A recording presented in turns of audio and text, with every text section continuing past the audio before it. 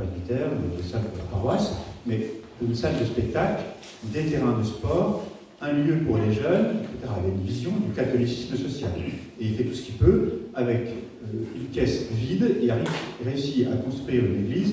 Je vous donne déjà comment il a fait si vous voulez que je l'explique. Et puis il a construit ce bâtiment-là, il est parti. Ses successeurs ont construit le bâtiment qui sert aux scouts actuellement, comme le centre de formation.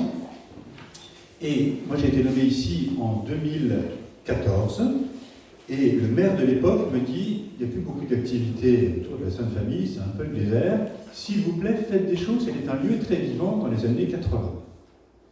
Très bien, j'entends. Son successeur, à l'occasion d'une visite pastorale du canal Ricard dans le quartier de Thouars, qui est à 2 pas d'ici, me dit la même chose. Me dit, vous êtes dans un quartier résidentiel, avec une base avancée de l'église, au milieu de 3 quartiers populaires, Crespy, Château-Rabat, Thouars, s'il vous plaît, faites des choses.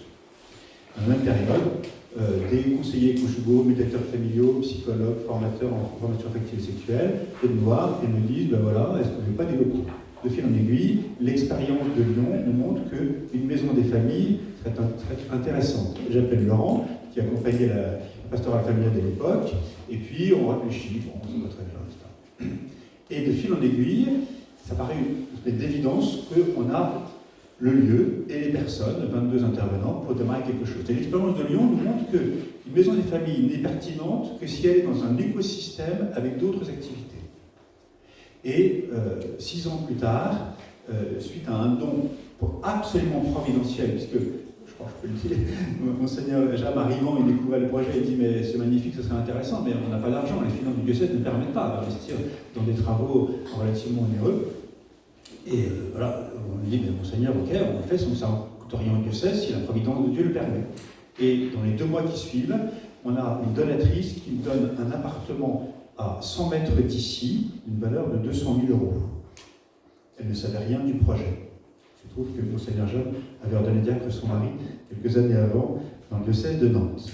La providence était incroyable parce qu'elle montrait qu'en étant dans le bon lieu, alors qu'il y a quand même pas mal de doutes, parce que Talence c'est pas un peu excentré par rapport à Bordeaux, mais sur un bon lieu, que c'est le bon moment et qu'il y avait les moyens qui tombaient. Et du coup, Monseigneur dit, on y va. Et sorti de terre le pavillon par lequel vous êtes rentré tout à l'heure, qui est un lieu d'accueil pour toutes les activités, et se déploie progressivement non seulement les activités de la Maison des Familles, baptisée Familia, dont Laure vous parlera cet après-midi, mais aussi des activités culturelles en partenariat avec l'école de musique et de danse, qui fait maintenant du spectacle dans l'église, et qui est heureux d'envisager d'avoir des petits spectacles ici. Il y a une compagnie de théâtre qui est en train de naître, avec des acteurs professionnels de la paroisse. On cherchait d'autres activités simples et permanentes, et la Providence nous envoyait une professeure de musique qui est arrivée avec 60 instruments de musique, qui est chilienne, qu'on loge dans un petit appartement, et qui crée une école de musique pour les enfants et les parents, en particulier les enfants qui ont un retard, lié à un handicap, magnifique. Il y a un projet de garderie, parce qu'il y a un déficit de garderie dans le coin. Il y a un projet aussi de quelques paroissiens qui portent le projet de jardin partagé, etc. Et il y a évidemment les activités paroissiales qui vont maintenant se dérouler ici. Et on a inauguré la semaine dernière, en présence du maire et de Monseigneur Levert, l'ensemble des travaux, dont la salle qui avait été terminée 3 jours avant, mais encore elle n'est pas tout à fait terminée, il manque un peu de carrelage et un peu de peinture. Alors grâce à Dieu, ça a été conduit par le Seigneur. Alors on a beaucoup travaillé, mais on est très heureux. Alors je ne sais pas, là vous parlez des locaux, mais vous parlez de préparation au mariage. Et plutôt que de vous faire un grand discours sur ce qu'il faudrait faire, qui mettrait tout le monde en difficulté, moi le premier, je vais vous dire comment j'ai avancé depuis 26 ans sur le sujet. Je suis prêtre depuis 31 ans, et ma première paroisse, je suis vicaire à la cathédrale de Lyon, et le curé m'a dit, il n'y a pas de parcours de préparation au mariage, il y a les CPM, mais c'est un peu compliqué pour les braves gens de paroisse, ils ne peuvent pas y aller, donc on les rencontre chacun dans notre bureau. Bon. Alors voilà, moi j'ai 4 ou 5 couples à accompagner la première année, je fais ce que je peux, je bricole des trucs, je monte des conseils, comme chacun d'entre nous sait faire. Et puis, vraiment, je prépare Nathalie et Pascal au mariage. C'est un des couples, ils ne sont pas pratiquants, pas croyants, ils veulent se marier, ça fait plaisir à la grand-mère. Et quand même, c'est un peu compliqué, quoi. Et j'avais compris, on m'avait dit que c'était bien qu'on ait un entretien individuel avec chacun d'eux avant le mariage. Alors la gynécologue, pas très facile, c'est ma première, et je dis à Nathalie, comment tu vois les choses, le mariage pour toute la vie? Elle dit ouais, pour toute la vie. Bon, allez. Et je vois Pascal après ça, et je lui dis, Pascal, toi, tu t'engages avec Nathalie pour toute la vie? Ouais, mais quoi, je ne sais rien. Je ne sais rien. Non, ça. Oui, mon père, faut que je sois honnête avec vous, mes parents ont divorcé, mes grands-parents ont divorcé, mes oncles et tantes ont divorcé, mes frères et sœurs ont divorcé. Donc moi, je ne peux pas sérieusement vous dire que ce sera pour toute la vie, j'en sais rien. Non, je ne sais pas. Est-ce que tu veux être avec Nathalie toute ta vie? On n'a pas de boule de cristal, toi et moi, mais est-ce que tu veux? Elle dit je suis pas très bien. Alors là, je me dis, on est en train de faire un mariage nul. Je vais être clair avec toi, parce que si tu ne veux pas, je ne me marie pas. Ah mais non, mais si, je veux, si. En fait, je ne vais pas lui poser la question, parce qu'en fait, il me fait plaisir. Bon, alors on se revoit après tous les trois, et puis on parle de la préparation de la célébration. Alors vous avez l'échange des consentements à apprendre, la prière commune à écrire, vous voyez, voilà, on fait une célébration simple, ça va être bien. Le jour J, ils arrivent dans une petite église, l'église Saint-Georges, face de bagnole, costume, chapeau, tout ça, c'est bien. Et ils arrivent et me disent, le truc qu'on devait faire, là, on ne l'a pas fait. Attends, le truc, c'était quoi? Ce qu'on doit dire. Donc, tu parles de l'échange des consentements, ce que vous allez écouter dans la beauté. Oui. Ben non, on ne sait pas. D'accord? Et vous devez aussi écrire la prière commune. Non, on n'a pas eu le temps de le faire. Écoute, la prière, moi je vais m'en occuper, c'est mon boulot, je sais, vous allez arriver, mais l'échange du consentement, c'est vous qui allez faire, moi je ne peux pas le faire à votre place. C'est la seule chose que je ne peux pas faire. Comment on va faire? Je ne sais pas, je vous donnerai le bouquin, vous lirez. Donc la célébration se passe aussi mal que vous pouvez imaginer. Je prêche, c'est de l'os de plume de canard, et au moment d'échange des consentements, je leur donne le bouquin, ils lisent, ils se trompent, il faut rire, c'est le cirque. Et je me dis, plus jamais ça. Je suis en train de faire un mariage nul. Je le sais, ils savent pas, et que là, je ne fais plus. Et donc je me dis, au secours, je fais quoi l'année prochaine comme préparation au mariage qui soit sérieuse? Donc je fais mon enquête, je fais partie de la communauté d'Emmanuel, je vais voir Amour et Vérité, je dis, qu'est-ce que vous faites? Nous, on a un petit truc, ça fait, voilà, en 4 soirées. Bon, très bien, je prends les 4 soirées. Donc, première soirée, projet du couple. Deuxième soirée, différence hommes-femmes, communication, pardon. Troisième soirée, sexualité. Et enfant, par contre, puis j'ai oublié quand même, quatrième soirée, ça tombe mariage. Très bien, super, je prends le truc, parce que de toute façon j'arrive. Bon. Et le coup d'après, je dis au fiancé, voilà, il y a 4 soirées. C'est à prendre ou à laisser, il n'y a pas le choix. Je trouve l'animateur, je prends mon truc, et puis il y a un couple qui me dit, non, 4 soirées, non, on ne peut pas. Enfin, attendez, vous vous mariez pour toute la vie, et 4 soirées, non, on n'a pas le temps. Bon, attendez, il y a un sujet, je comprends pas très bien, expliquez-moi. Alors, je les prends à part, et elle me dit, non, moi, je vais vous dire, moi je me marie pour faire plaisir à la grand-mère, mais moi franchement j'y crois pas. Ma mère, elle est morte, elle avait un cancer foudroyant, elle est partie en 3 mois, donc s'il y a quelqu'un là où je l'en veux, donc moi en fait ça ne mange pas du tout votre affaire. Et je lui dis en fait, t'as pas envie de te marier à l'église? Ah ben c'est super, marie-toi à la mairie, ne le fais pas pour faire plaisir à la grand-mère. Et les 4 soirées, c'est révélateur, en fait tu veux pas, c'est pas grave.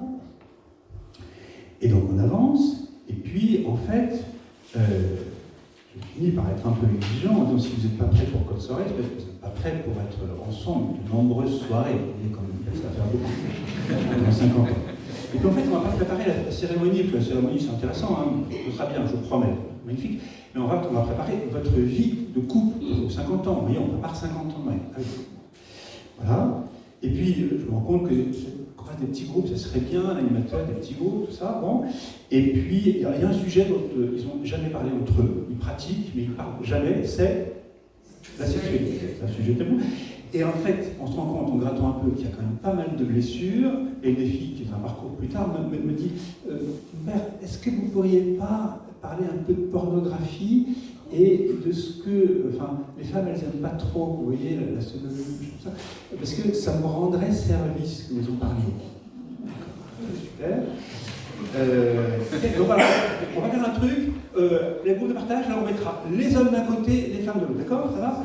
Comme ça, les mecs pourraient parler, parce que sinon on ne parle pas beaucoup, et puis les filles, vous pourrez dire ce que vous en avez dit entre vous, et de comprendre comment vos mecs ils fonctionnent, et comment...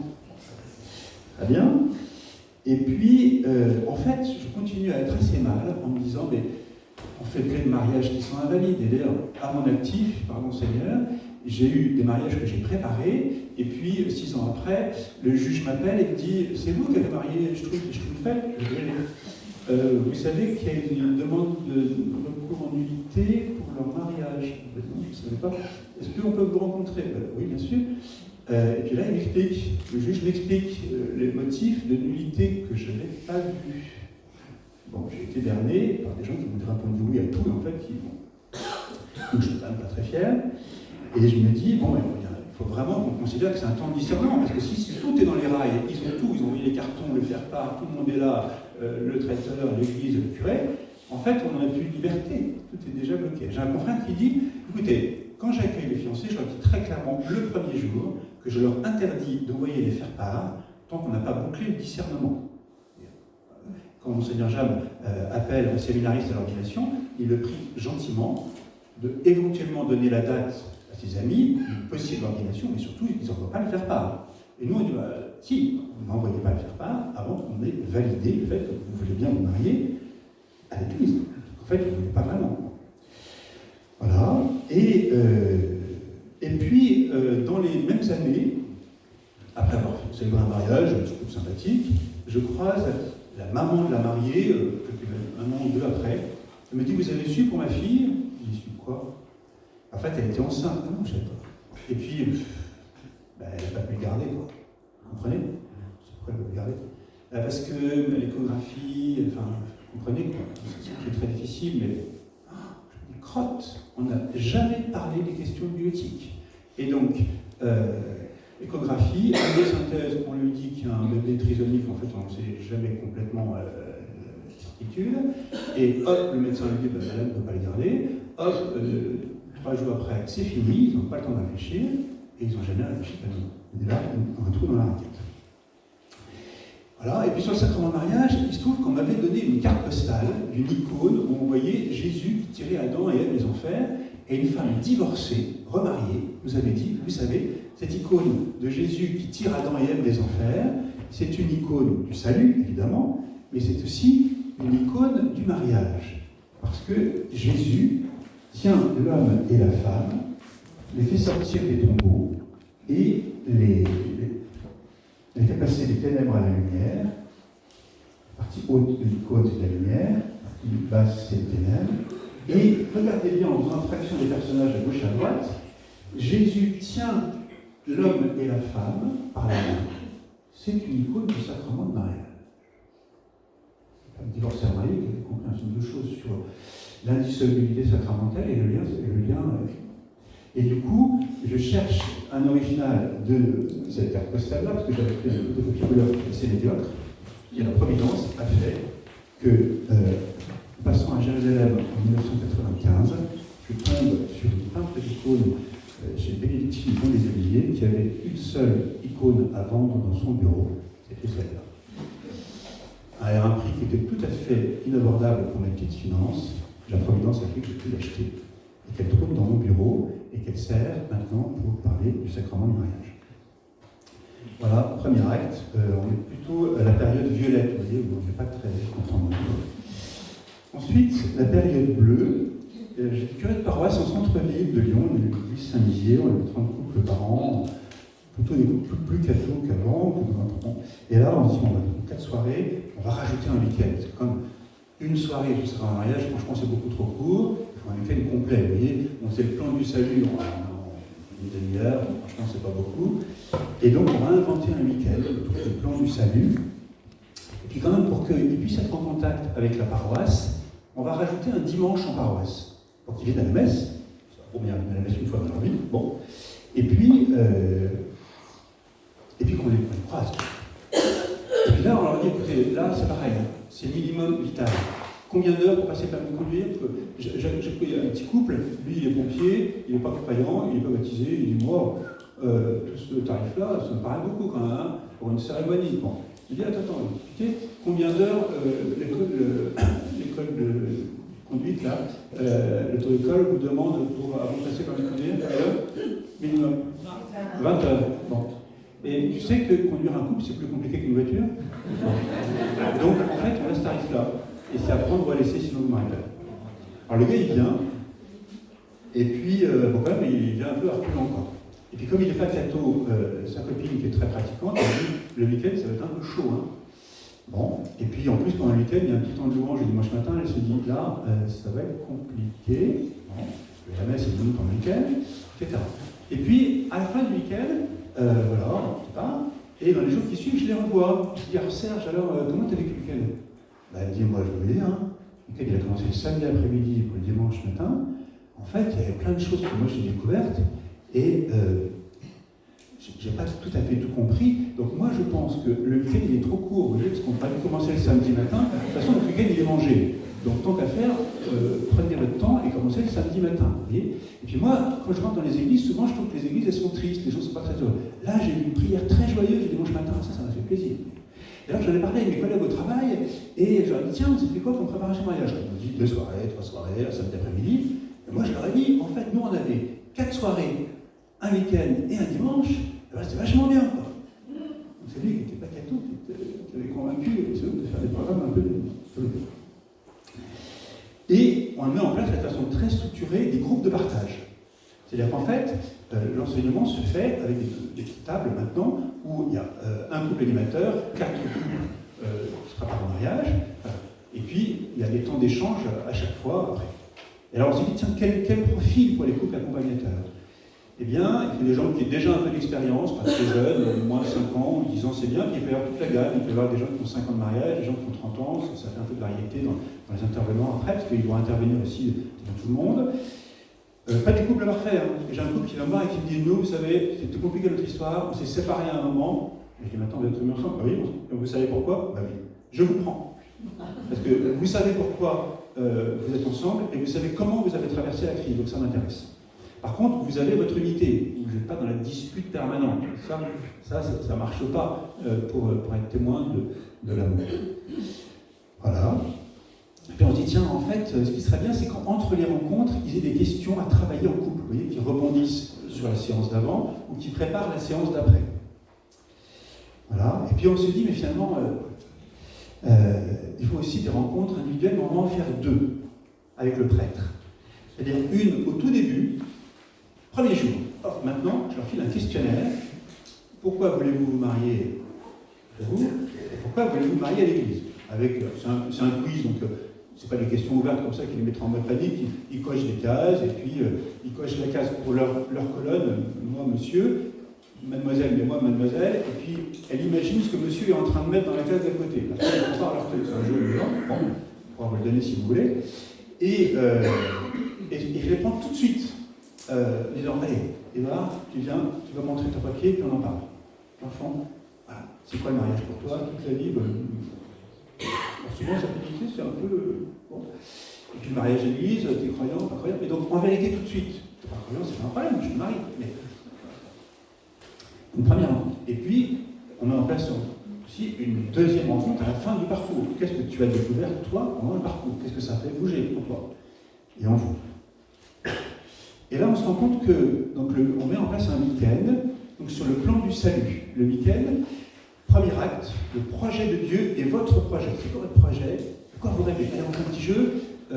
Votre maison, elle sera comment là? Votre logement, c'est quoi? C'est une caravane? C'est un tipi? C'est un château? Il y a combien de chambres? Combien d'enfants? C'est un studio? Pourquoi? C'est mobile? Etc. Dites-moi votre projet de maison. Et à faire ça, vous allez me dire le projet de vie de couple. Bon. Puis on va regarder le projet de Dieu. On ouvre Genèse 1 et 2.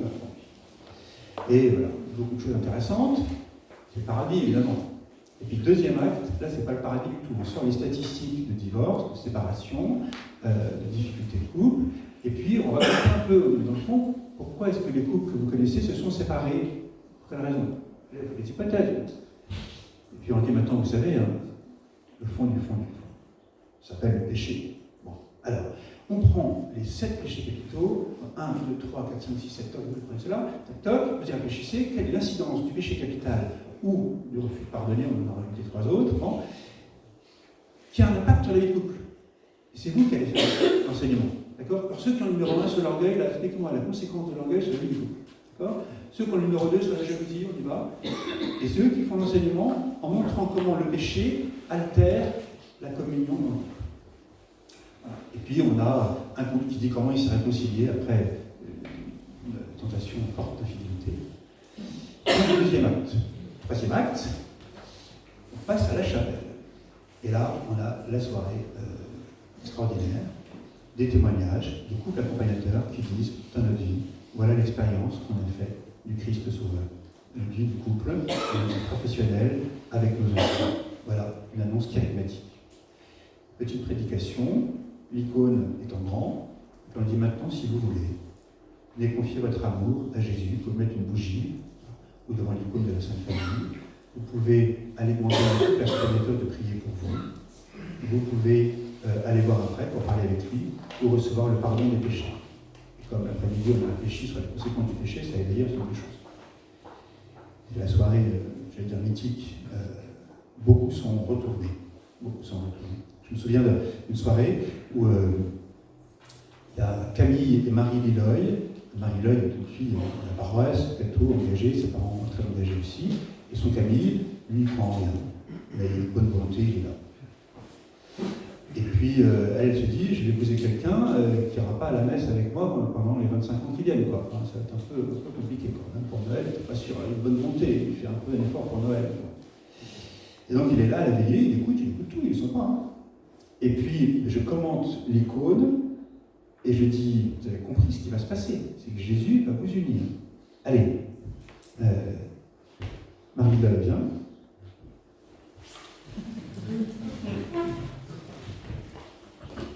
Et à ce moment-là, je dis, Camille, viens. Camille vient. Et je dis, voilà, moi le Christ, je vais vous unir pour toujours, si vous acceptez. Voilà, c'est simple que ça. Ils retournent à leur place. Et donc on propose des démarches, avec beaucoup de liberté. Et à ce moment-là, Camille et Marie-Laure, viens, on va demander à un couple de prier pour nous. Elle est complètement bouleversée.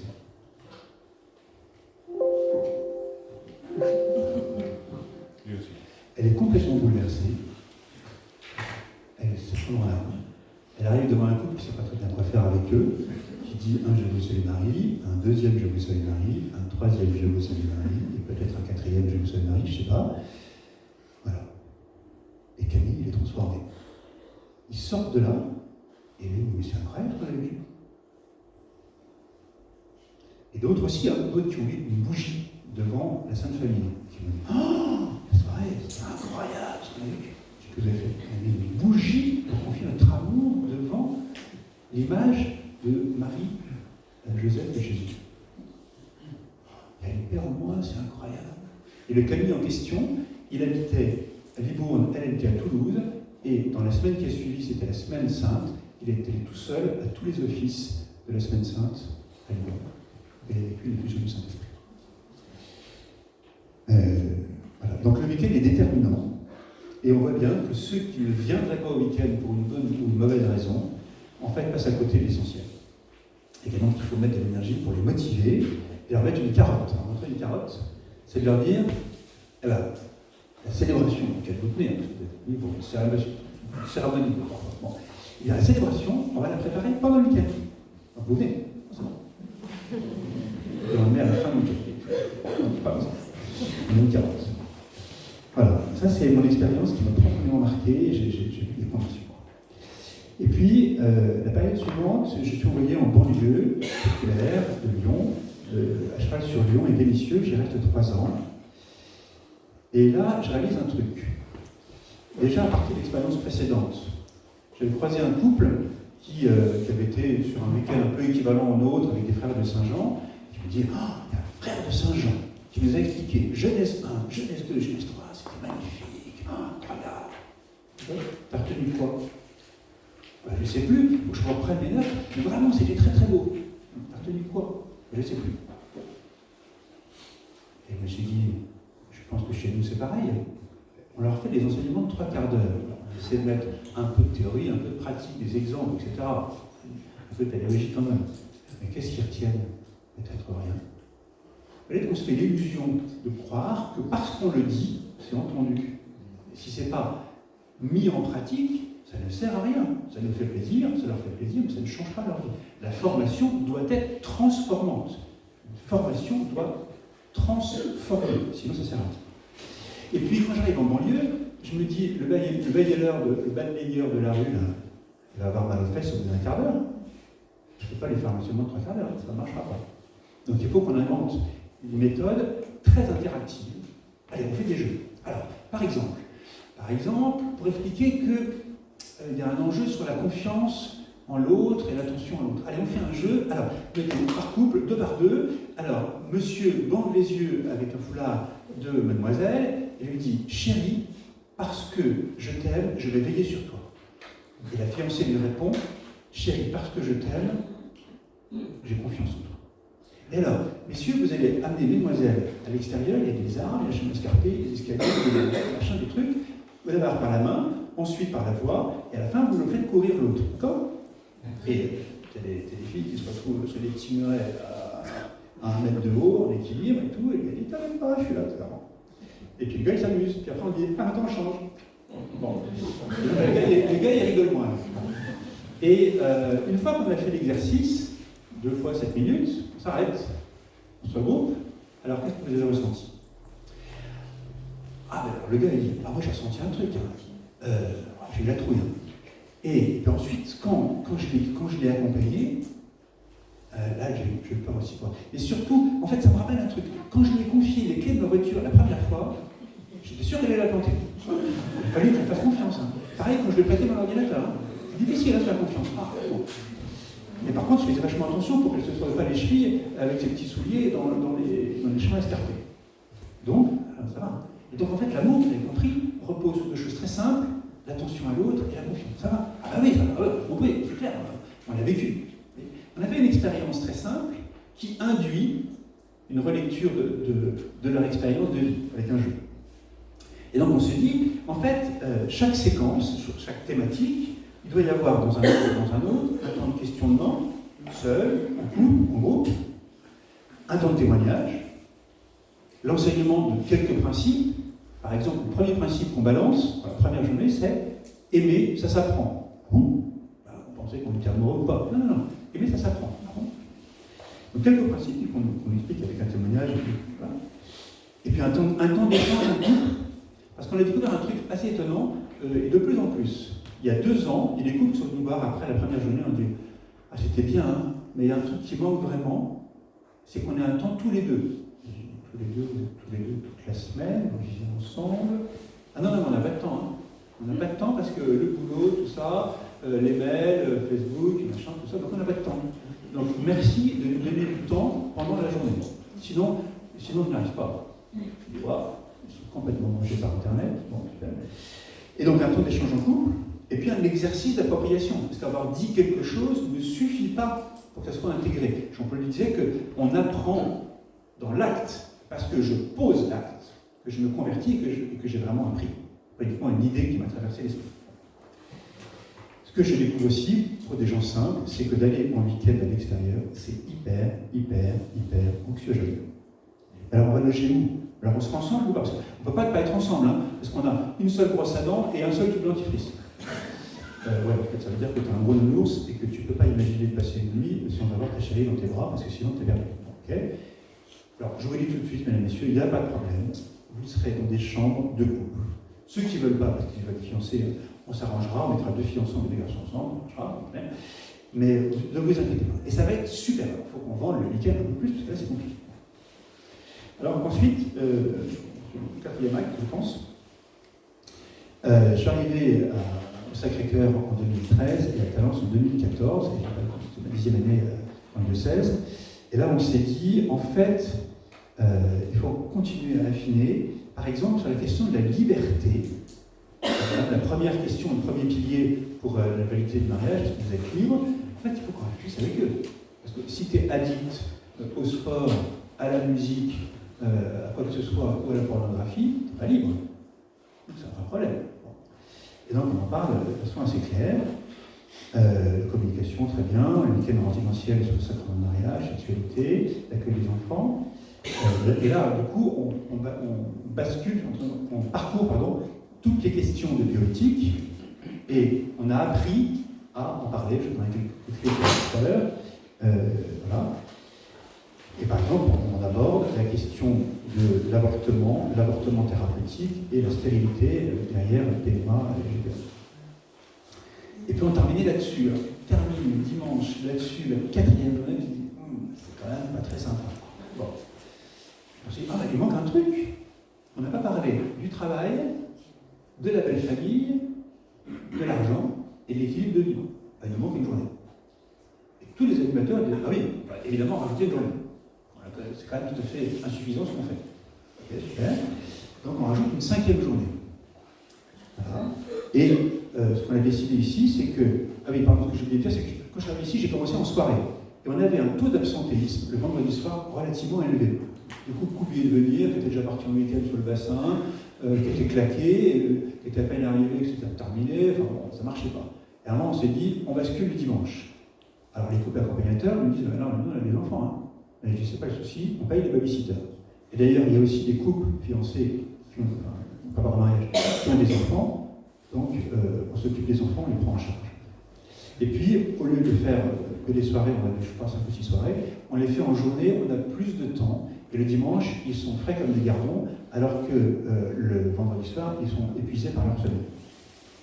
Et puis, on s'appuie aussi sur une remarque des évêques de France qui est de dire, mais il faut réinvestir le dimanche, le jour du Seigneur, et du coup, on s'est dit, la messe fait partie du package. Et on commence à 9h30 ici, à 10h30 il y a la messe. Pendant la première messe, ils se présentent, leur prénom et leur date envisagée de mariage. On prie pour eux dans le cadre du prière universel, et la messe fait partie du package.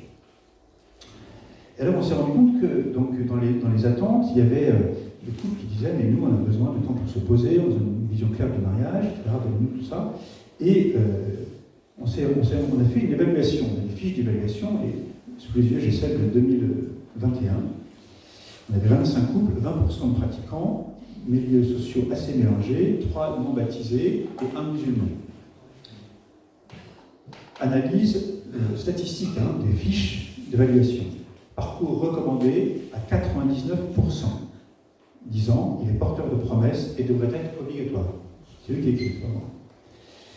Et toutes les évaluations sont entre bien et très bien. On dit médiocre, assez bien, moyen, bien, très bien.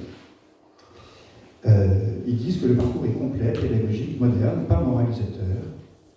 Ils sont très touchés par l'engagement des membres de l'équipe d'animation. Ils disent que le rythme est bon. Ils sont très touchés, disent-ils, par la bienveillance. Ils peuvent tout dire en groupe de partage, ne pas être d'accord avec ce qui était dit par l'intervenant, personne ne les reprend, on s'écoute, on est différent. Voilà. Et ils disent beaucoup l'importance des témoignages. Les témoignages les rassurent beaucoup, parce que ce sont des couples imparfaits qui ont dit leurs limites et leurs difficultés. Et ça, c'est des bluffs que les gens disent, voilà, on a une difficulté, voilà le moyen qu'on a pris, on a avancé, c'est possible. Ça, c'est très rassurant. Et puis, ils aiment bien l'alternance entre des interventions et des exercices. Ils ont été touchés par les échanges entre eux dans le petit groupe. Pendant le week-end, ils ont été très marqués par la prière. On leur a fait faire un autre exercice, c'était le samedi après-midi. C'est une lettre adressée à chacun. Quand on a parlé du projet de Dieu, et qu'on leur a dit, voilà, Dieu a un projet pour votre couple et un projet pour chacun d'entre vous. Ah tiens, je voulais vous dire, j'ai une lettre pour chacun. Il y a un facteur qui distribue une lettre pour chacun. Vous allez la lire calmement, et parfois, quand on vous écrit, ça vous arrive de répondre. Alors, on vous donne l'enveloppe et le papier pour répondre avec un stylo. Et ils vont chacun dans leur coin, et ils ont lu une lettre. Mon fils bien-aimé, je t'ai aimé depuis toujours, tu es à moi, etc. Une lettre qui est tissée de versets de la Bible, signée Dieu ton Père. Il y en a qui disent ah. Et la plupart répondent. Une réponse que je ne lis pas d'ailleurs, qui mettent dans une enveloppe et qui sert le soir à la veillée où ils vont répondre à Dieu. Certains disent ah, ça c'était un moment très fort de la journée. Et puis on leur a fait aussi une surprise pendant le week-end. Pendant le week-end, le dimanche, on leur donne un petit peu de temps pour commencer à écrire leur prière de couple. Alors, ils ne savent pas faire, certains patinent un peu, avec leur père, on dit de le faire un peu. Et puis quand on va à la messe, on leur dit n'oubliez pas le brouillon que vous avez écrit tout à l'heure. On dit rien de plus. Et à la fin du credo, on leur dit écoutez, maintenant vous allez vous mettre tous là, 2 par 2 dans l'allée centrale, et vous allez venir lire un petit bout de la prière de couple que vous avez écrite. Ça va faire une liste de prière universelle. Et là, ils n'ont jamais fait de public. Ils disent parfois simplement merci parce qu'on s'est rencontrés. Et ça les touche très profondément de pouvoir dire une parole à Dieu devant d'autres, ce qui est un prélude, évidemment, à la célébration du mariage. Et quand, dans le questionnaire d'évaluation, on leur dit « Est-ce que vous auriez envie de quelque chose pour la suite ?» Cette année-là, il y en avait 65% qui étaient intéressés par une proposition pour la suite, 26 qui ne savaient pas encore, et 9 qui n'étaient pas intéressés. Ce qui nous a marqué, c'est que ils sont contents, on aura du temps ensemble, je l'ai dit, d'avoir une vision claire du mariage. Il y en a qui me disent, quelques années après, merci beaucoup, ça nous a donné une vision claire de ce qu'est le mariage et le mariage chrétien. Si vous voulez couper le téléphone portable tout de suite, ça m'intéresse. Pardon. Du coup, je sais plus où je suis. Ils sont, dans leurs attentes, ils sont aussi touchés par un témoignage de foi qui n'est pas moralisant. Par exemple, sur la question de la liberté, on ne leur dit pas l'addiction c'est bien ou c'est mal. On dit simplement, si tu es addict à la pornographie, tu n'es pas complètement libre pour t'engager avec quelqu'un parce que c'est blessant. Si tu es addict au sport, ou à l'alcool, au tabac aussi, ou aux jeux vidéo. On explique pourquoi. On leur explique aussi que la sexualité, c'est magnifique parce que c'est la traduction dans l'intimité des corps de la promesse qui vont se faire devant le Seigneur. Et donc on peut leur expliquer un certain nombre de choses, la vision de l'Église dans différents courants sur la sexualité, et à la fin, on leur parle de la chasteté et de l'absence de relations sexuelles possibles avant le mariage et le sens que ça. On ne dit pas il faut pas, c'est mal, c'est bien. On dit voilà le sens que ça a. Sur l'accueil de la vie, et toutes les questions qu'on a évoquées tout à l'heure, on sait que dans notre assemblée, on a forcément 33% des femmes qui ont subi un IVG. On sait, on ne soit pas extrêmement attentifs. Et puis il y en a parmi nous qui, dans leur tribune, parmi eux, sont nés les GPA. Donc, il y a une année, très longtemps, quand j'étais à Saint-Dizier, il y a un couple qui intervient sur le sujet et qui dit la PMA, c'est pas légitime. Il y a un couple au fond de la salle, il lève la main et il dit ma sœur est née comme ça. Je ne dis pas la difficulté après. Parce que c'était un jugement sur les principes moraux qui était inacceptable, inentendable par des gens concernés. Et donc aujourd'hui, on ne parle pas en termes de loi, on parle en termes d'appel à la joie et de souffrance. On vous explique pourquoi un IVG, même si, c'est aussi un chemin de souffrance. Et on explique que, parce qu'on sait qu'il y a des gens concernés à l'Assemblée, il y a des lieux où on peut trouver la paix si on a raison pour nous, on n'a pas à juger, on est passé par là. Pareil, pour l'IMG, l'interruption médicale de grossesse, on explique des choses là. Et on voit bien que si on parle en termes de souffrance et non pas de bien et mal interdit, on finit par dire le bien et le mal, mais on le dit du point de vue du bien de la personne. Il y a des gens qui sont extrêmement vulnérables et qui sont, comme chacun d'entre nous, en recherche de bien-être. Donc si on parle de bien-être. Et ce qui m'a frappé, c'est qu'en fait, ils sont contents d'entendre un discours de l'Église un peu décalé par rapport à la culture ambiante. Si on dit par exemple que l'homme et la femme sont différents, alors on montre des petits extraits de Marcellinus qui sont très drôles, on leur dit que c'est caricatural, que ça ne les concerne pas complètement, enfin que ça peut ressembler un peu à ce qui se passe chez eux, là ils écoutent et ils sont contents. Quand on leur a dit que la rumeur actuelle, c'est que l'amour s'arrête au bout de 3 ans, c'est le sujet, et nous on dit le contraire, on dit qu'il n'y a pas de fatalité, l'amour peut durer toute la vie, et quand on a un couple qui a 50 ans de mariage qui vient témoigner, ils sont hyper touchés. Quand on leur a dit qu'en matière de sexualité, l'Église elle n'impose rien, elle n'interdit rien, ils disent ah bon, parce qu'on avait peur qu'on interdise des trucs. Quand on leur dit que avoir des enfants c'est bon, quand on sait que 33% des femmes en âge de procréer en France ne veulent pas d'enfants, vous savez ça. On leur explique pourquoi. Pourquoi c'est bon, et que ça ne pollue pas la planète d'avoir des enfants, parce que c'est ce qu'on rencontre partout. Voilà.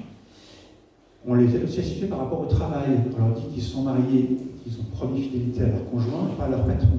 Il y a des choses à leur place, tout en disant que le travail est le plus important. On explique explique que la fidélité conjugale n'est pas un esclavage, mais une capacité à se dépasser, etc. On explique que Jésus a quelque chose à leur dire tous les jours de leur vie pour les aider à grandir dans l'amour. Et donc tout ça, ils sont très heureux de l'entendre. Personne ne leur dit. Et on peut y aller gentiment, clairement, avec le sourire, c'est entendu. Qu'est-ce qui fait que les gens sont assidus aux rencontres? Parce qu'on a eu des années avec, et des années sans quand même. Et encore les dernières, ce n'est pas tout à fait parfait. Il y a une première condition, c'est que la présentation du parcours, qui aujourd'hui est fait par Brune et nous là, est extrêmement claire à la première rencontre.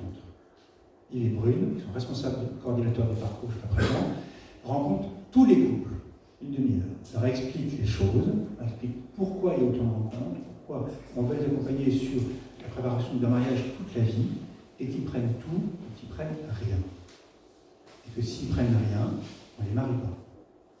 C'est aussi simple que ça. Et moi, je leur remets une deuxième louche, le premier jour, la première rencontre. Alors ça, il y a des cas exceptionnels. Monsieur est pâtissier. Il travaille tous les dimanches matins dans sa pâtisserie. Donc ça ne peut pas être là. On lui dit, tu as un choix à faire. Ton mariage, c'est plus important que ta pâtisserie. Il dit, oui, quand même, le dimanche matin, je fais le chiffre de la semaine. Ok, réfléchis. Eh bien, il embauche une personne pour tenir sa boutique le dimanche matin. Et il arrive. Il est venu nickel. Il est très heureux. Et puis, étant donné, on tombe sur un os. Bon.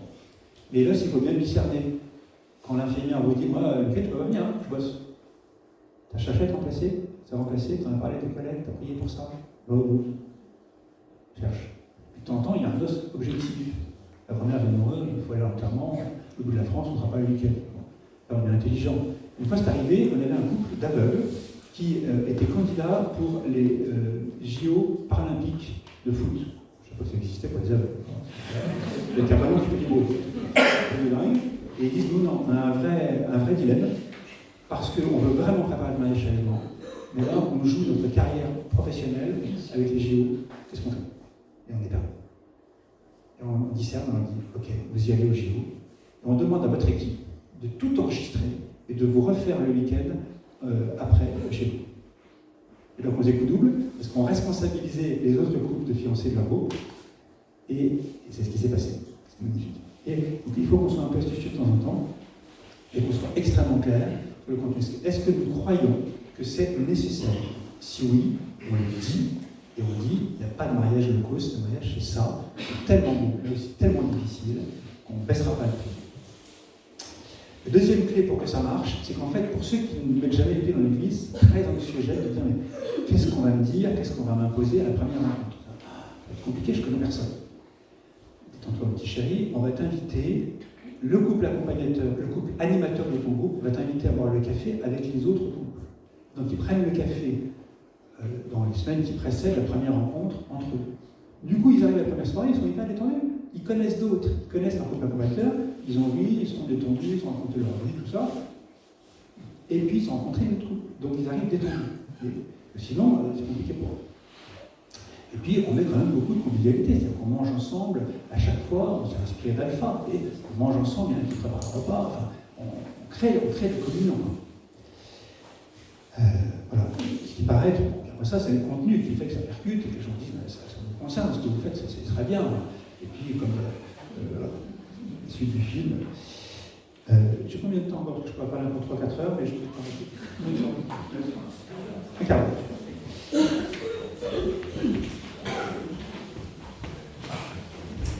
Alors, je vais vous lever une seconde pour vous détendre les jambes, vous étirez, vous le fenêtre. C'est une micro-pause, ça dure 1 minute, vous ne bougez pas, vous bougez. C'est Alpha qui m'a appris ça. La conférence Alpha, quand on est assis toute la journée pendant 2 jours et qu'on ne peut plus, on se lève, ça réactive le cerveau.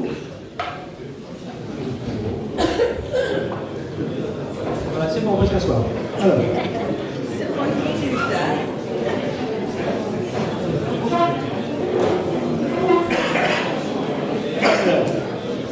C'est pas la récré, c'est pas la récré. Alors, qu'est-ce qu'on a vu des fruits du parcours? Eux, ils nous ont fait un retour. Et nous, qu'est-ce qu'on voit? On voit des couples heureux, une présentation claire du mariage. On voit des couples rassurés.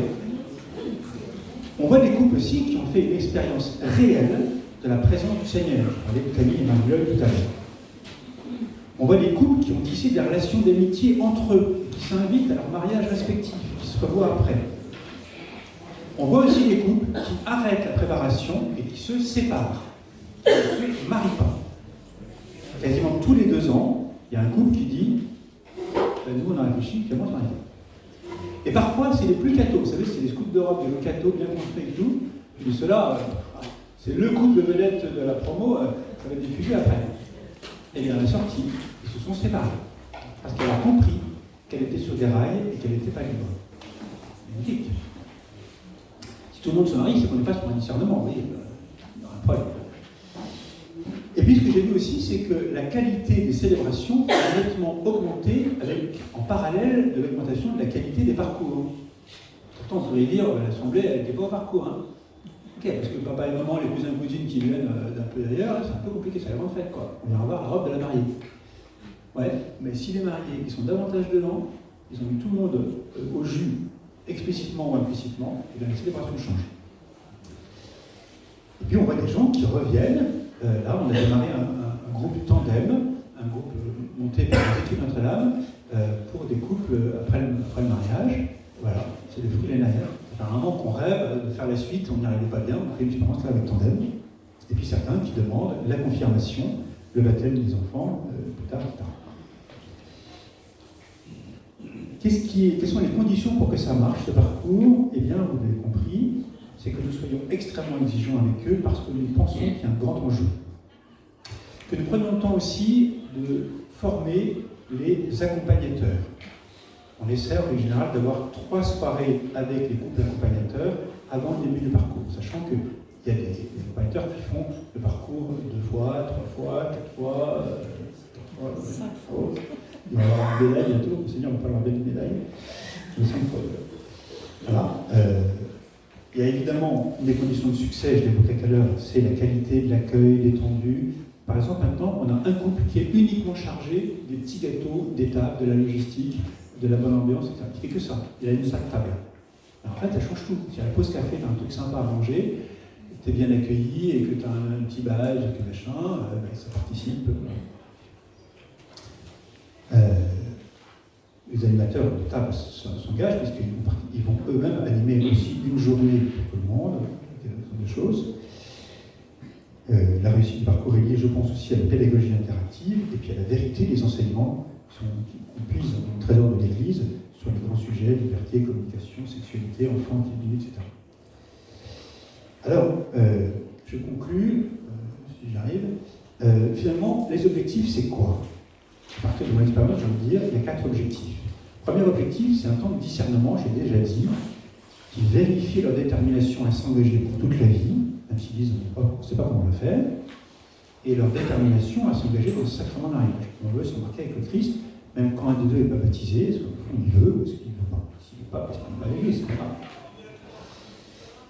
Deuxième chose, on est sur un temps de formation humaine, qui passe par un croissance dans la connaissance de soi, on pourrait dire, on va entendre des tests de personnalité qui le font, je ne le fais pas, mais connaissance de l'autre.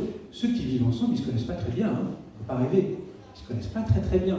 Parce qu'ils me disent, on est ensemble depuis 10 ans, on sait qu'on n'a rien à apprendre, mon père. On va faire le parcours, mais on n'a rien à apprendre.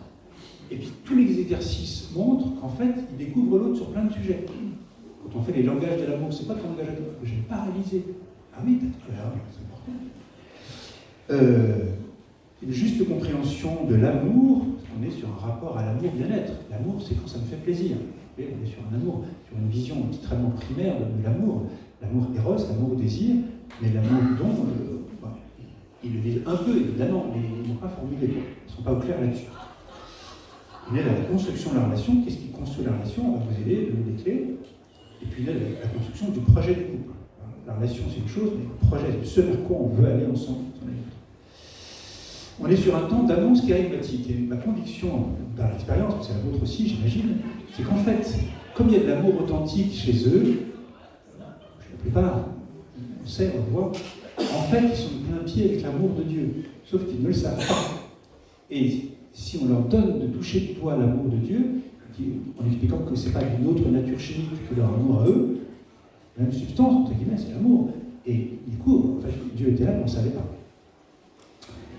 Et en fait, Rome nous demande que ce soit un temps de catéchuménat. C'est un temps catéchuménal, de première annonce avec des étapes qu'il faut qu'on invente. On donne une espérance en Christ qu'on peut être heureux toute la vie ensemble et passer par des caps de croissance. On découvre la présence agissante du Christ Sauveur par les témoignages et par les expériences. On leur donne d'écouter la parole de Dieu. On travaille sur quelques textes bibliques, 1 Corinthiens 13, l'hymne à l'amour. On travaille sur Cana, comme on tout à l'heure, etc. Et puis on leur fait des temps de prière. Entre parenthèses, une annonce charismatique, elle a toujours 3 conditions. Je ne sais pas si vous le savez, Paul VI, vous avez à comprendre ça avec Évangile Mission dit. Ce qui permet une première annonce charismatique, c'est la qualité de l'accueil, charité. Deuxièmement, c'est la qualité du témoignage, qui s'appuie sur la parole de Dieu, qui dit le Seigneur a fait ça, ceci dans ma vie, dans notre vie, et il peut le faire dans la vôtre. Et troisièmement, troisième clé, le troisième pilier de l'annonce charismatique, c'est on vous invite à faire un pas. Si vous voulez, vous pouvez faire ceci. On leur pose un pas adapté à eux. On ne se va pas au pèlerinage à pied à Jérusalem, on leur propose de mettre une bougie devant une icône. Quand ils le font, ils ont posé un acte en réponse à un témoignage et un appel. Et donc c'est aussi un temps d'expérience en Église, c'est la 4e clé, le 4e objectif de la préparation. Ils vivent une fraternité entre eux. Ils n'ont jamais eu d'échanges aussi bienveillants avec des amis et qui touchent à l'intime. Séparément, ils parlent de sexualité, ils touchent à l'intime. Ils parlent de leurs attentes, de leurs désirs, de déceptions en relation à l'autre. Et là, ils font une expérience de fraternité qui leur donne envie de continuer ensemble, et on leur offre, si on fait bien le travail, une proposition pour la suite, et on leur montre aussi des lieux d'accompagnement possibles après le mariage, surtout s'il y a Notre-Dame, fraternité, quartier, tout ce qu'on veut. On leur montre aussi des chemins en cas de souffrance. Je termine par la présentation de la première rencontre, de la première demi-heure que nous avons avec,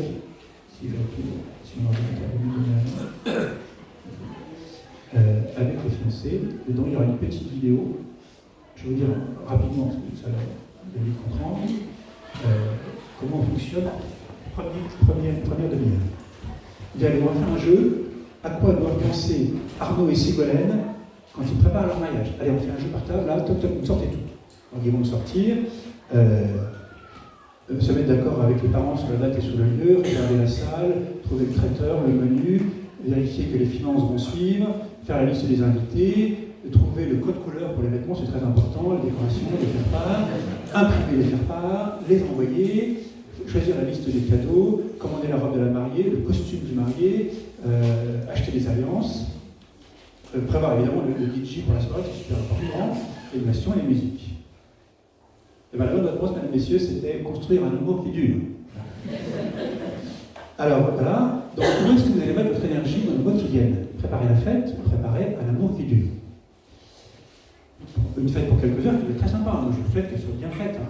Mais si vous mettez toute votre énergie là-dedans, vous ne préparez pas un amour qui dure, peut-être que la fête va être un peu difficile à digérer dans les mois qui suivent.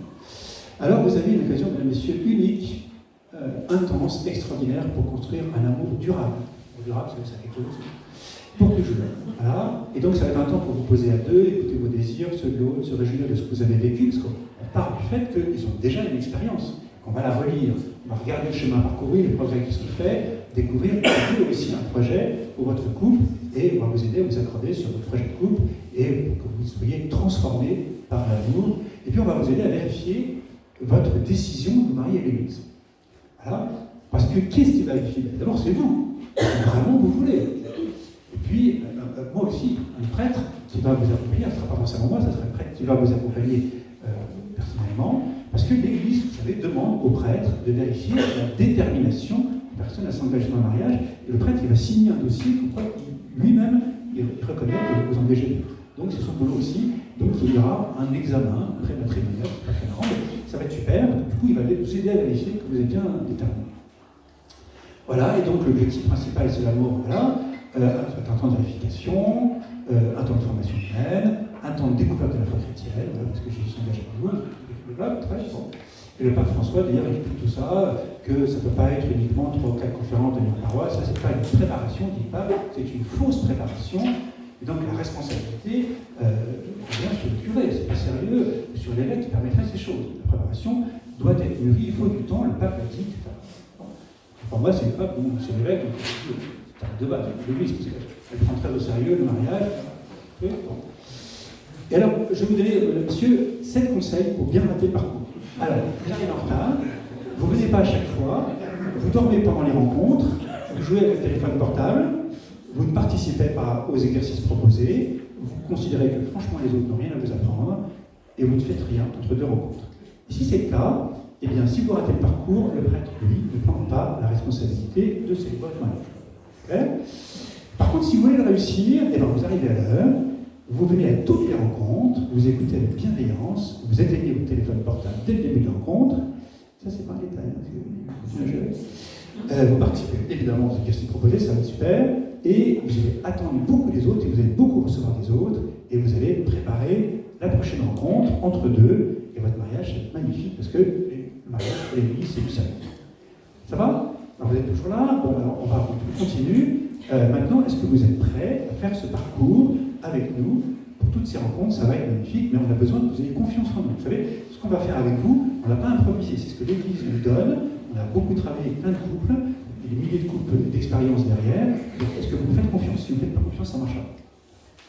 Alors vous expliquez, tu coordonnes, tout ça, le prêtre, vous expliquez qu'il y aura un prêtre aussi pour vous, etc.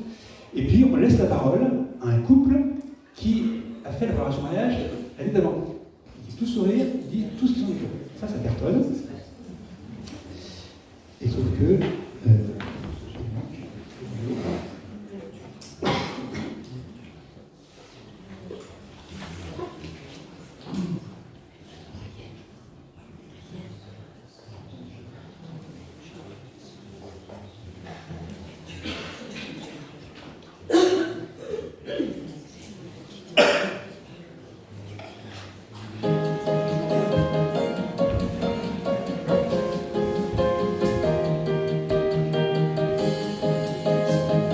La préparation au mariage, moi je pensais vraiment que c'était juste une rencontre avec le prêtre, que c'était voilà, quelque chose de...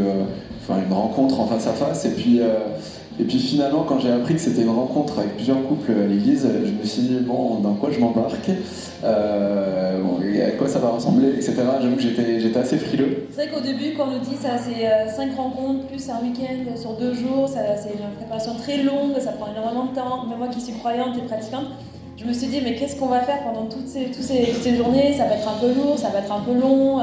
Je ne savais pas de quoi on allait pouvoir parler ou discuter, mais au final, dès la première rencontre, c'était un peu une révélation pour nous, et même pour Benjamin qui est un peu moins croyant. La préparation au mariage, c'est un cadeau que vous faites à votre couple. C'est 4 dimanches et un week-end pour toute une vie, c'est rien. Il faut être quand même quelque part un petit peu fou pour se dire que pour les 30, 40, 50, 60, 70 années à venir, on va les vivre avec une seule et même personne tous les jours à nos côtés, et autant y être vraiment bien préparé un maximum. C'est vrai que moi j'étais assez réticente et sceptique, n'étant pas croyante ni pratiquante. Et j'ai vraiment découvert dans cette préparation le côté plutôt spirituel de la religion, les valeurs qui sont indispensables, je pense, à tout être humain, la charité, la bonté. Et il ne faut pas se fixer sur les préjugés qu'on a, mais plutôt s'ouvrir et se dire qu'on a tous un côté spirituel qui est super important de découvrir. Initialement, j'avoue que j'étais un petit peu sceptique, j'étais un petit peu frileux justement à l'idée de faire une préparation au mariage.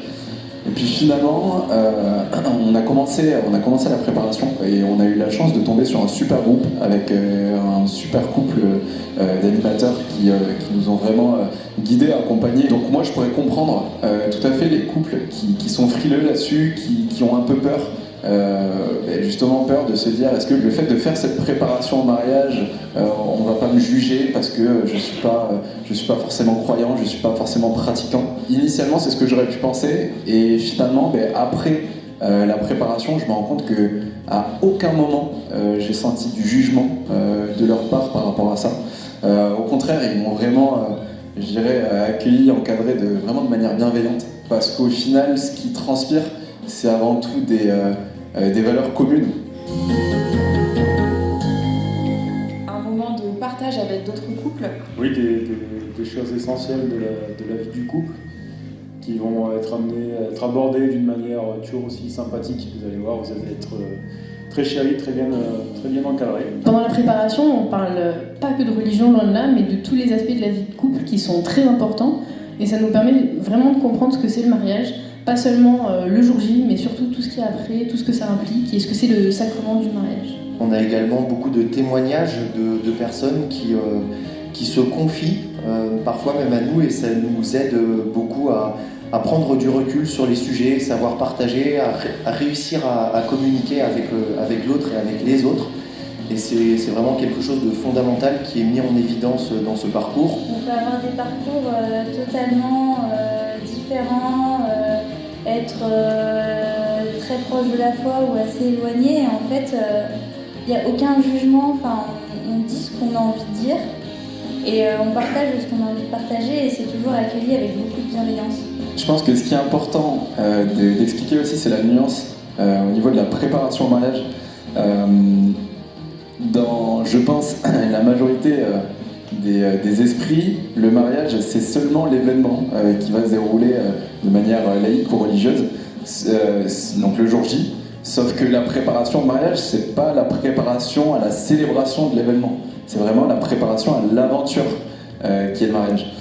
Donc en fait, c'est, je dirais, une sorte de thérapie de couple moderne, de manière à donner les clés pour que le couple fonctionne, pour que le mariage, donc l'aventure du mariage fonctionne. Enfin, ça fonctionne déjà très bien entre nous, mais c'est vrai qu'il y avait plein de questions qu'on ne s'était pas posées, et puis ça paraît tellement évident, et en ayant suivi cette préparation, c'était que du plus. À l'échelle d'une aventure de toute une vie, c'est vrai que 6 week-ends, c'est absolument rien. C'est vraiment très enrichissant. Voilà, et puis je pense que si jamais vous vous questionnez, n'hésitez surtout pas à contacter les organisateurs, ils sauront répondre à vos questions en toute honnêteté, en toute transparence. Même vous expliquer les thèmes qui peuvent être abordés, et ça vous donnera vraiment une vision de la préparation, et je peux vous assurer que vous ne serez pas déçus. Les prêtres aussi très présents, qui vont nous partager énormément d'expérience sur la vie en couple. Ces petites choses-là qui font qu'on soit les prêtres d'ailleurs pour le sacrement du mariage. On a connu la paroisse de Talence parce qu'on a préparé notre confirmation l'année dernière. Donc c'est grâce à ça qu'on a découvert la paroisse. Et on a trouvé une communauté vraiment jeune, très dynamique, très investie également, avec de nombreuses réunions potentielles pour discuter autour de sujets divers. Et pour nous, qui ne venions pas en fait de cette région, ça nous a beaucoup touché de retrouver ce dynamisme-là dans l'Église. Et donc c'était pour nous une évidence de pouvoir nous préparer avec la paroisse de Talence. Si on devait rajouter une chose, nous, grâce à cette préparation au mariage, notre foi a grandi. Et on avait vraiment su se retrouver dans cette foi, et ça nous a donné envie de poursuivre et d'approfondir dans cette voie. Pour ceux qui pensent que ce parcours n'est réservé que aux assidus de la messe de tous les dimanches matins, nous c'est pas notre cas. La moindre petite excuse le dimanche matin peut se révéler, nécessaire pour ne pas se rendre à la messe. Et pour autant, à chaque fois, quand on est motivé, que nous y allons, on en ressort toujours avec des nouvelles choses et beaucoup d'amour à donner aux autres. Je m'appelle Marie, je suis mariée avec Damien. On a 3 enfants et demi. Soline Moreau, Vincent Moreau. Nous sommes parents de 4 enfants. On rencontre des profils vraiment divers et variés, et c'est aussi riche pour nous que pour eux. On découvre la très grande richesse des cœurs, des personnes, des fiancés, des couples qui sont avec nous, avec des trajectoires à chaque fois singulières, mais magnifiques. Leurs témoignages qu'on peut avoir lors des différents dimanches. et qu'ils soient catholiques, qu'ils soient pratiquants ou un peu éloignés de l'Église. Le Seigneur est à l'œuvre en ce moment, en fait, pendant cette préparation au mariage. On voit des couples qui étaient parfois un peu en colère ou peut-être un peu lointains de l'Église et qui reviennent peu à peu. C'est très touchant de voir ça. C'est même assez édifiant pour nous, en fait, en tant que chrétiens. Et j'ajouterais aussi que ça nous permet de refaire une préparation au mariage tous les ans, ce qui n'est pas négligeable, même quand on est un plus vieux couple.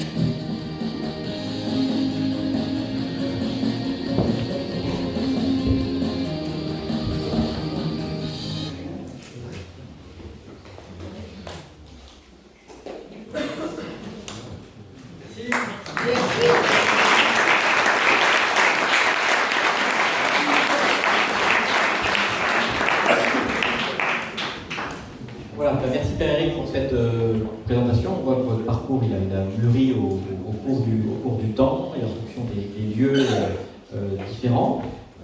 Donc c'est un bel exemple voilà, qui peut appeler les différentes équipes à réfléchir chacune sur leur propre parcours. Moi j'aime beaucoup l'expression du pape François, et on en reparlera cet après-midi dans le document qui s'appelle les itinéraires catéchuménaux en vue du sacrement de mariage. Et puis voilà, que chaque parcours, c'est comme une robe de mariée qui doit être taillée sur mesure. Voilà. Donc l'intérêt de la présentation de ce matin, c'est pas forcément de se dire on va pouvoir plaquer dans chacun de nos secteurs ce qui est fait ici à Talence, mais voilà, c'est d'y puiser des sources d'inspiration pour enrichir, pour revoir chacun de vos parcours. Et ce qui paraîtrait intéressant, sauf si l'un ou l'autre a vraiment une question ou deux qui seraient posées au Père Jacquinet avant qu'on passe à autre chose, ce qu'on peut donner le temps de ça.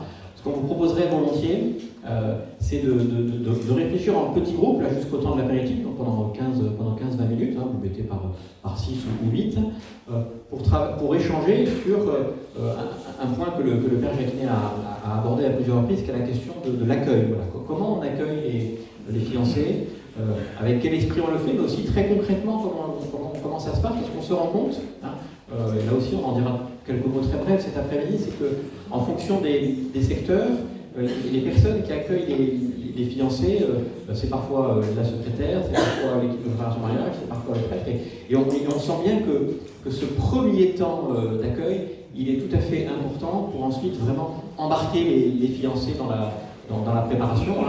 Je ne vais pas redire plus mal que ce que vous avez dit, mais moi j'étais assez attentif au fait que voilà, dès le démarrage, vous êtes extrêmement clair sur le parcours qui est proposé, et c'est pas, on ne vient pas picorer dans le parcours, on le prend tel quel parce que vous estimez, après y avoir vraiment réfléchi, qu'il faut que les fiancés passent par toutes les étapes de ce parcours pour être bien préparés au mariage. On sent bien que cet accueil, il est tout à fait primordial, et puis on sait bien aussi, et je vais m'arrêter là pour ne pas être trop long, que beaucoup, ça a été dit aussi, mais on a à peu près tous les mêmes chiffres dans différents secteurs, on accueille beaucoup de fiancés qui sont entre guillemets un peu loin de l'église, qui arrivent dans ces préparations de mariage avec un peu de peur, avec beaucoup de représentations, etc.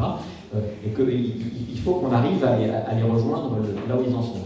Ce qu'on vous propose, mais je sens que j'ai derrière moi quelqu'un qui veut me reprendre le micro, je vais vous le redonner. Voilà. C'est peut-être de partager comme ça, mettre par 6 ou 8, on peut profiter du jardin, il ne pleut pas, et puis d'échanger vraiment entre vous, librement, sur la façon dont vous accueillez les fiancés, comment vous y prenez très concrètement. Si vous voulez des compléments, donc il est bruit pour vous lever peut-être. Une partie de l'équipe qui m'a aidé, on travaille ensemble, plusieurs années à mettre en place quelque chose pour vous dire. Peut-être vous dire par exemple que tous les couples qui voient en préparation au mariage ne font pas le parcours. On peut le regretter, mais il y a un certain nombre de gens qui disent nous on ne fera pas un parcours aussi important. Si on trouve 2 soirées ailleurs, on ira 2 soirées. Ainsi, d'autres qui ne se marient pas du tout. Enfin, voilà. Donc c'est une question, parce que si effectivement il y a des propositions très différentes dans notre diocèse, il y a peut-être des gens qu'on n'aide pas parce qu'ils vont prendre le low cost ou prendre une préparation qui serait un peu plus libre. Et ça fait partie du risque qu'on assume. Après ça, on fait du sur-mesure pour des gens qui ne pourraient objectivement pas, ou qui sont en précarité sociale. Il faut vraiment faire attention à eux. Donc, en précarité sociale, il faut les prendre à part et leur faire des petites choses adaptées.